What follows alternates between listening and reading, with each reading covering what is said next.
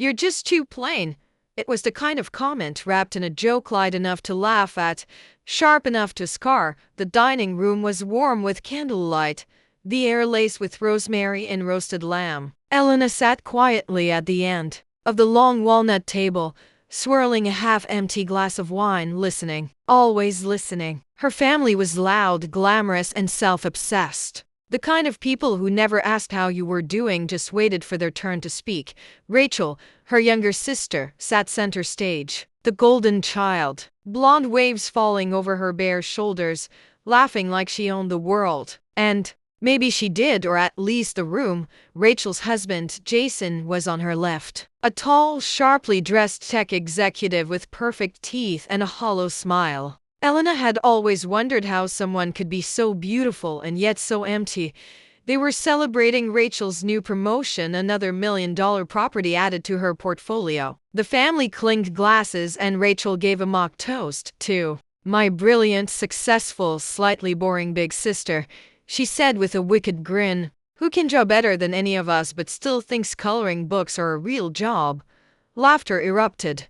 Elena smiled. Polite, graceful, used to it. Then Rachel leaned in and added, "No offense, but let's be honest. You're just too plain to keep a man, Lenny. Jason only dated models, remember? You don't stand a chance." The laughter faded. Some chuckles lingered, but most eyes turned away.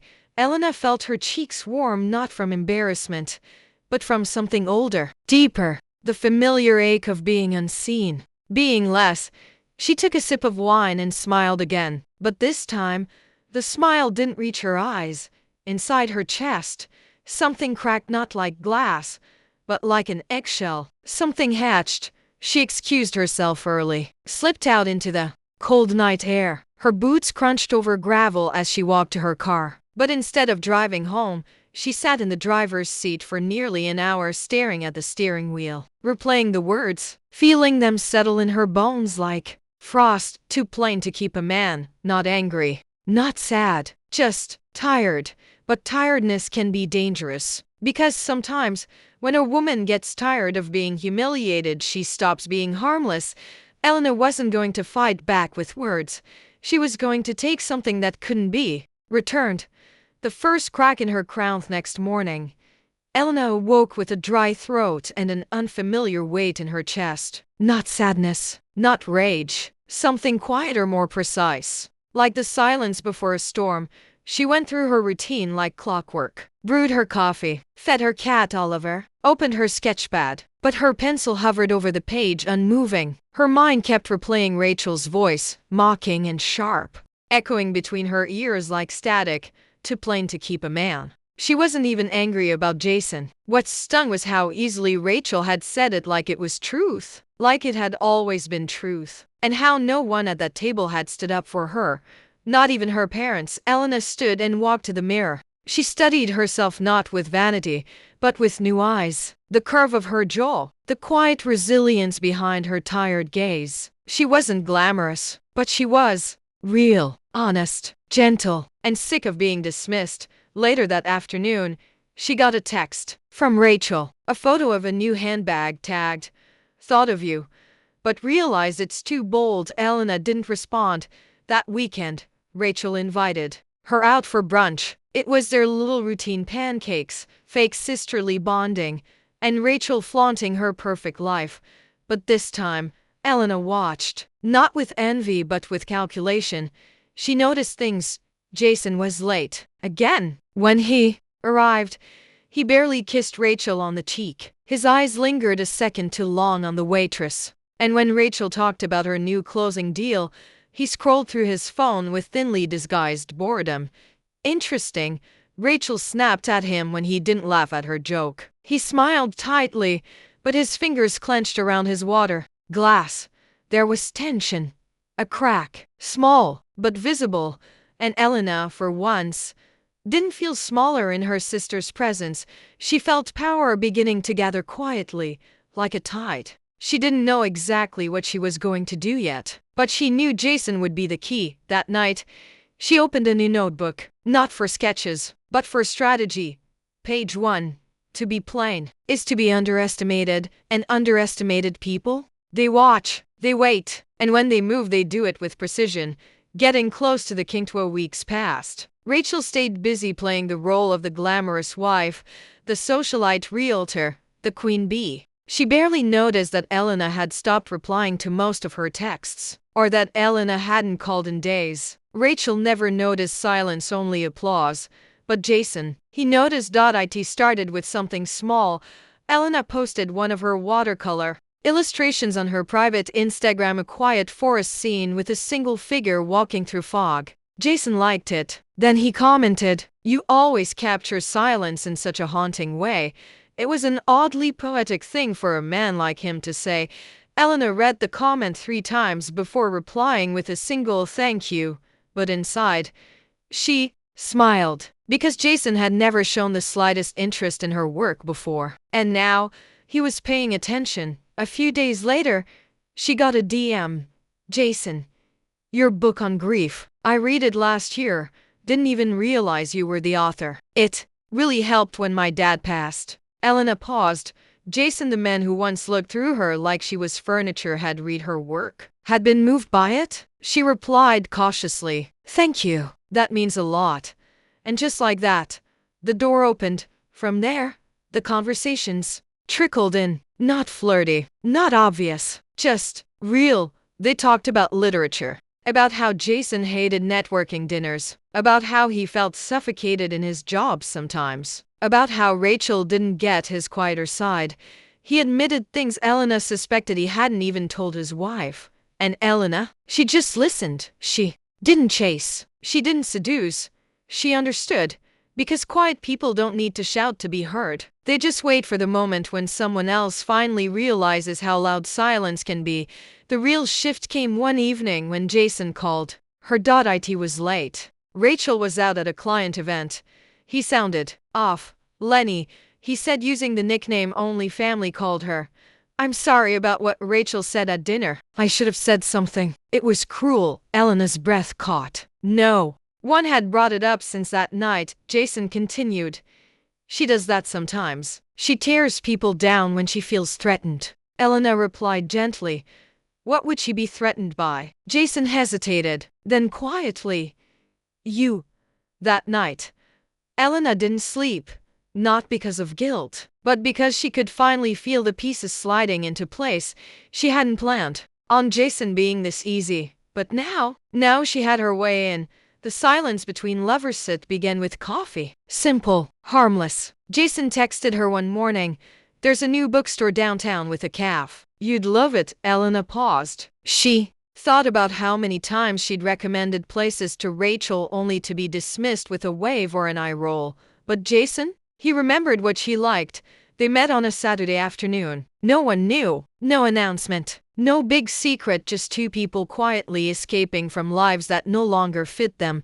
Jason wore a baseball cap and sunglasses. Elena came with no makeup, a soft scarf wrapped around her hair. They didn't touch. They didn't flirt. But something passed between them that neither of them said out loud. Respect, recognition, longing in a way that felt shameful, and yet familiar.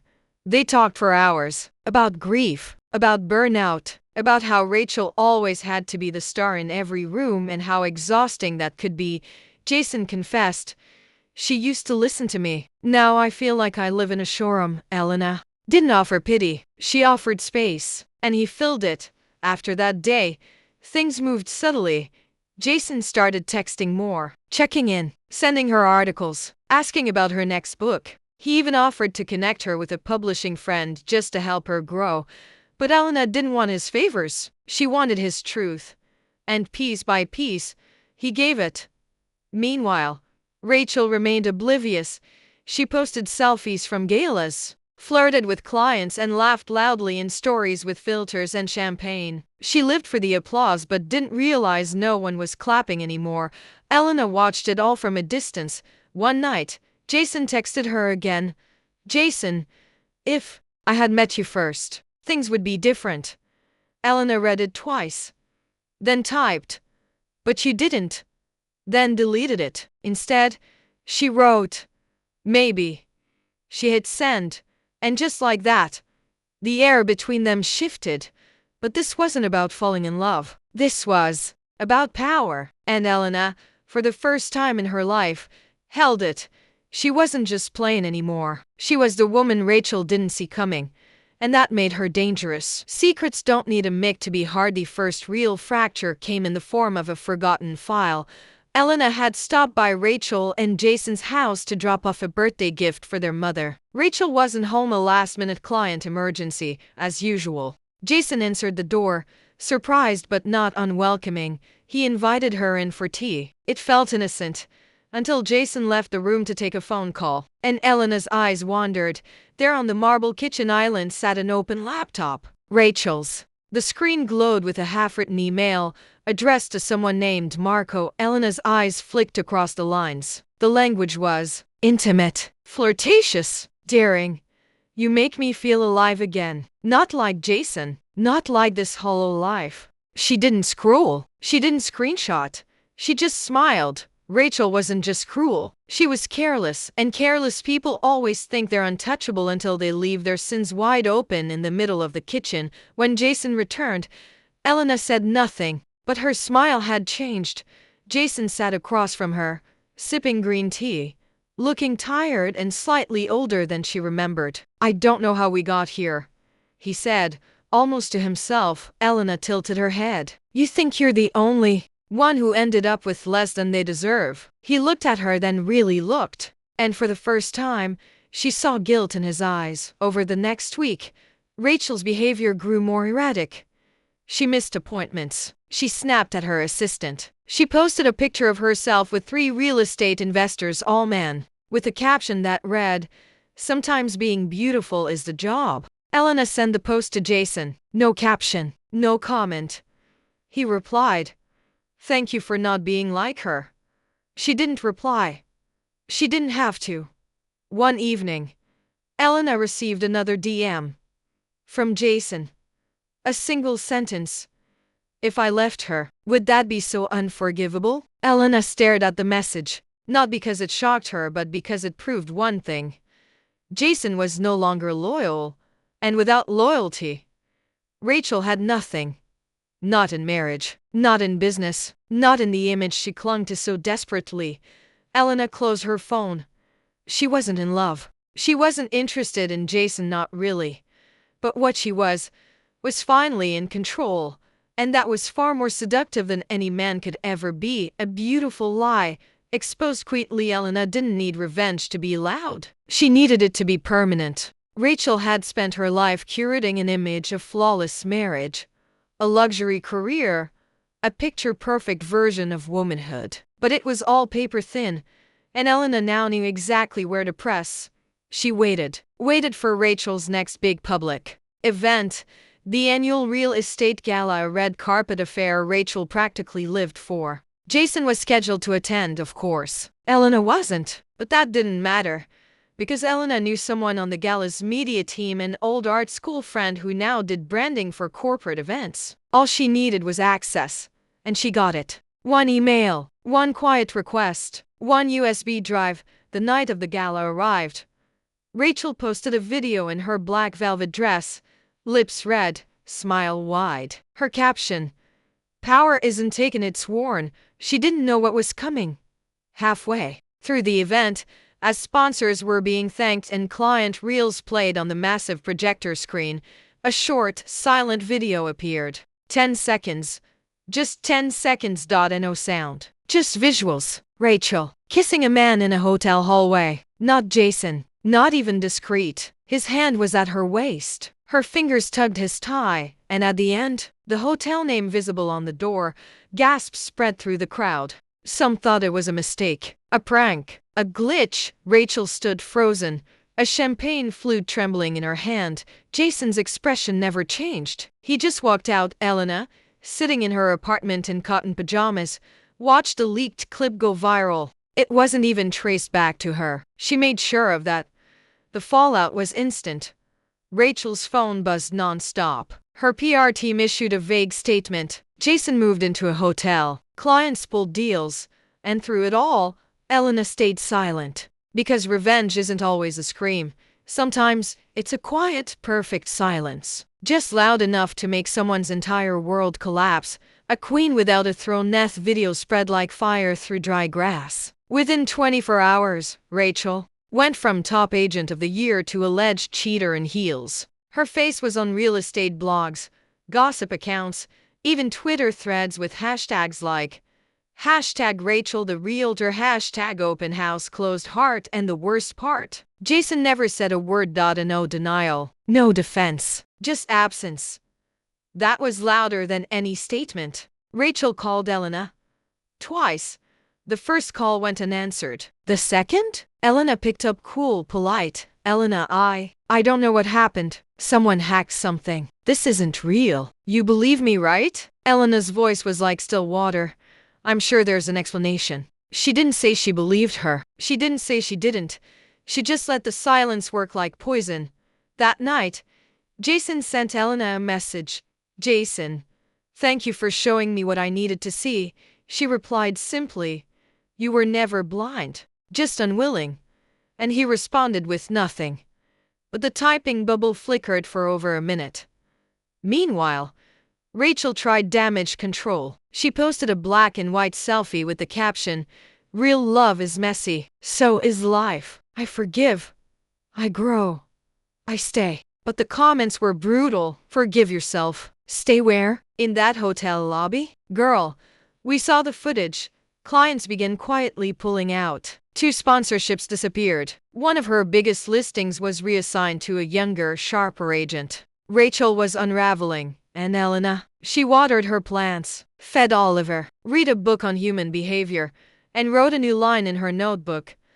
The world always claps for the loud one until they realize who's pulling the strings behind the curtain. What Rachel didn't know, what she still refused to see, was that Elena had already stepped inside her world and was now rearranging the furniture, piece by quiet piece.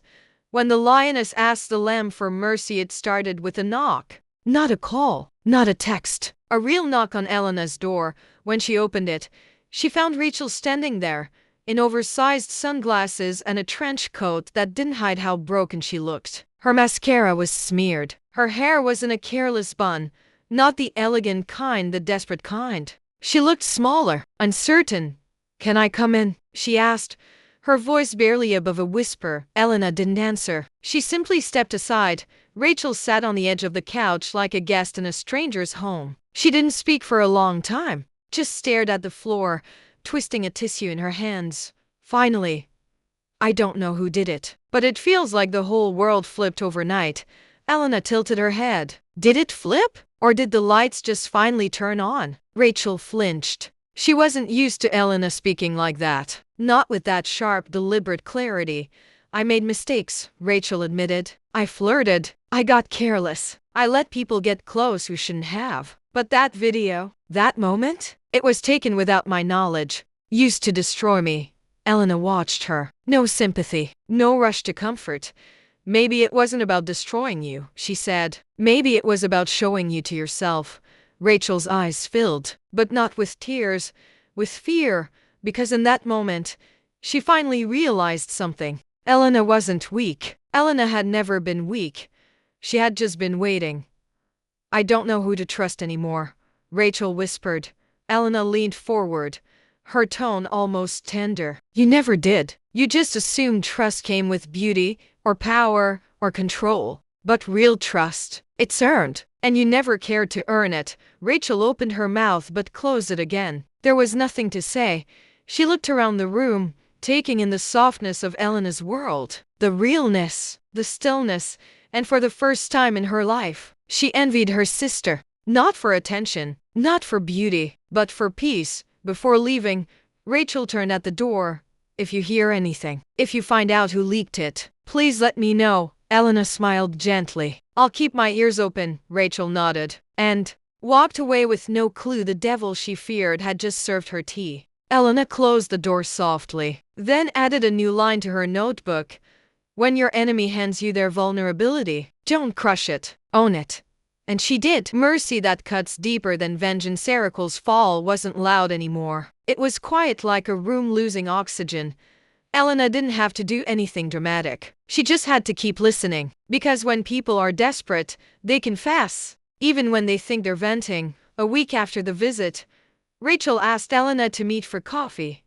Just us, she said. No makeup, no lies. They met at a tucked-away cafe on the edge of town, the kind of place Rachel used to call unworthy of her heels.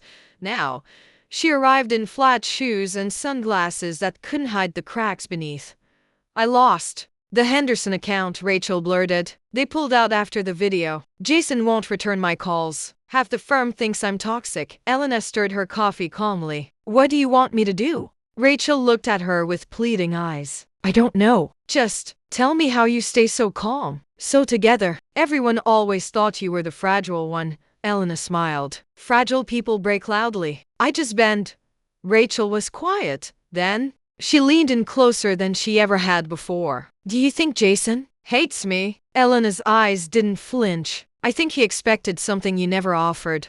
Like what? Stillness, grace, something that wasn't performance. Rachel blinked, and for the first time, she looked at Elena not as her plain sister but as something far more threatening, a woman she couldn't define.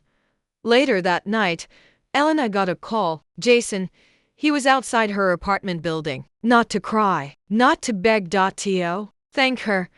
You didn't have to help me see it, but I'm glad you did. Elena opened the door. He didn't try to kiss her, didn't reach for her hand. He just sat on the floor beside her couch and whispered, I wasted so much time trying to fix something I didn't even like. Elena looked at him not with desire, not with pity, with acceptance. You don't owe me anything, Jason. I didn't do this for you. Then why? She took a long breath. Because someone needed to remind her that being loud doesn't mean being right. The next day, Rachel emailed Elena.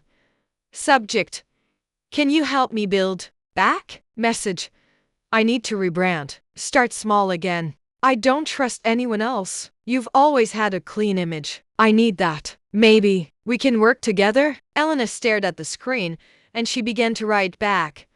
Of course, Rachel. Let's start something beautiful. I'll handle everything. You just follow my lead. She hit send, then closed her laptop, because now Rachel was asking her to build the empire that would bury her. A brand new start built on a chassis began with a website. Elena designed it herself, minimal, clean, professional. The homepage read, The Morgan Collective, Elegant Real Estate Reimagined. She let Rachel believe it was hers. Let her feel like she was being rebuilt. Let her pick the logo, the font, even the tagline, but behind every form, every domain, every contract was Elena's name. She owned the LLC. She owned the brand. She even paid the deposit for the office space. Because Rachel's cards? All maxed out. Don't worry, Elena told her with a soft smile. We'll put it under my name just until things stabilize. Rachel nodded, grateful. Blinded, because when you've burned every bridge, even a noose feels like a lifeline. They launched a business quietly. A few clients trickled in, friends of Elena's from her publishing circles who wanted smart, low-key investments. Rachel handled the FaceTime. Elena managed everything else. Socials, legal, operations. It was her show. Rachel just performed, but the world didn't notice the strings. Not yet. One day, during a brand meeting, Elena casually said, I've been thinking, maybe we phase out your personal branding. Rachel Clark Properties has too much baggage now. Rachel froze. But my name is what sells. Elena looked her dead in the eyes. Not anymore. A beat. Then Rachel laughed. You're right. Let's evolve. Rebuild. You've always been the smart one. Elena smiled. Sweet. Soft. Deadly. Weeks passed. Clients grew. Money trickled back in. But none of it touched Rachel's name, the business bank account. Elena's. The media interviews? Elena took them. The public-facing brand? Morgan Collective. No trace of Clark. Rachel was no longer the face. She was the shadow behind someone else's light. And she didn't even know it. That night, Elena updated her notebook. When the crown slips, offer your hand. But never forget who loosened it. She didn't just take her sister's man. She took her reputation, her livelihood, her identity, piece by piece. The slow drowning of a woman WHO used to float. Realization didn't come in one big moment. It came in fragments. Rachel tried to log into the company's financial dashboard, access denied. She asked for media credentials already reassigned. She called a former client who had just signed with them and he congratulated Elena. Something was wrong. She confronted her one evening. In the office they shared sleek walls, glass desks, potted succulents that Rachel had once insisted on. Elena, she said, trying to stay calm. I noticed. I'm not listed on the company website at all. Elena turned slowly from her monitor. Oh, she said, like it had slipped her mind. I've been updating the structure for legal clarity. I thought I mentioned that. I'm not in the bank paperwork either, Rachel said, voice tightening. You're an employee now, Rachel, Elena said. Her tone wasn't cruel. It was surgical, cold, clean. I own the company. Legally, financially, publicly. You asked for help. I built the help. You stepped into it. Rachel stared at her, eyes wide. You used me. Elena leaned back in her chair. No, Rachel, I reused you. She stood slowly, walked to the window, and added softly, you spent your whole life branding yourself as irreplaceable. Turns out, you were just loud. Rachel stormed out, shaking. She still had friends, didn't she? Allies, old contacts? She made calls, voicemails, excuses, disinterest. No one wanted to be associated with the scandal. And everyone had already moved on to the woman they used to ignore. Elena, later that week, a gossip blog published an article. The comeback we needed. Elena Morgan redefines luxury real estate. Rachel wasn't mentioned, not once. Her name was slipping into silence. And silence is deadly when you were built to be seen. The woman they never saw coming. Months passed, the chaos faded, the scandal died. Rachel moved out of state according to whispers. No one really knew. No one really asked. The world had found someone new to applaud, and her name was Elena Morgan. But Elena didn't bask in fame. She didn't chase headlines or TV interviews. She kept the brand elegant, quiet, rooted in values Rachel never cared for: substance, integrity, precision. Her company grew steadily. She mentored young women in business. She donated part of the firm's profits to programs for underrepresented artists. She never once mentioned her sister's name in public. She didn't have to, because silence once again said it all. One evening, after a long meeting, she returned to her apartment. Oliver purred at the door. Her plants leaned toward the golden light. Everything was still, peaceful. She opened her old sketchbook, the one she hadn't touched since this all began, and on a blank page, she drew a woman, standing tall, hair undone, eyes fierce, not loud, wrapped in quiet power. She titled it, The Unseen Queen. Later, she walked past a bookstore. Her newest illustrated novel under her real name this time sat in the window. Elena Morgan. Not hidden, not plain, just true. As she walked away, someone on the street stopped her. Excuse me, are you the woman who owns the Morgan Collective? Elena turned, smiling softly. I am. And for the first time in her life she didn't feel like she needed to explain who she was.